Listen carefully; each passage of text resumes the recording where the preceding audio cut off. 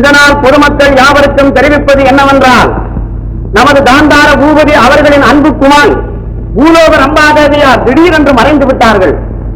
அவர்களை தேடி கண்டுபிடித்து அரசர் சமூகத்திலே ஒப்படைப்போர் யாராக இருந்தாலும் அவர்களுக்கு பாதி ராஜ்யம் பரிசாக வழங்கப்படும். இது மன்னர்களால் உத்தரவு. ஆதிராஜ்யம் கொடுக்குறாங்க. பாத்தியா, பாதி ராஜ்யம் சொல்லணும்னா பரவாயில்ல தெரியாம அதை பாரு.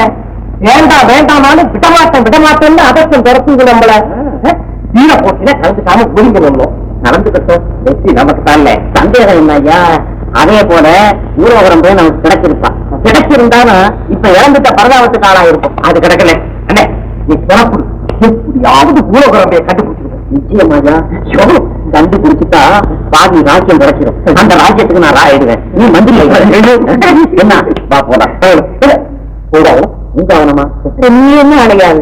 என்னமா அந்த புறக்க நாட்டு பயனுங்க வெறுந்தரமா நம்ம தலையில புடிச்சு கட்டிட்டானுங்க.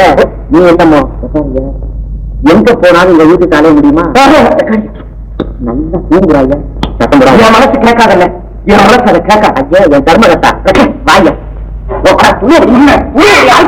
போவீங்க. என்ன விட்டுட்டு போறேன்னு சொன்ன சேதி என் ஊர் நாய்க்கு தெரிஞ்சா போதும். உங்க ரெண்டு பேரும் அப்படியே கொண்டு கொண்டாடும் போது. அப்பா, நாய்க்கு தெரிஞ்சாலும் அந்த நிலைமை எல்லாம் கழுதைக்கு தெரிஞ்சா உதச்சுமோ உண்டாவனா? நான் உன்னை விட்டுட்டு பிரிஞ்சு இருக்கேனா?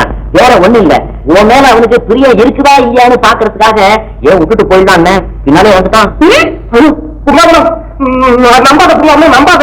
நான் அப்படி சொல்லுவேனா? பெரிய மனுஷன் போயிட்டு என்னையா இருக்க இருக்க மரியாதை குறையுது. என்ன மரியாதை குறையுது?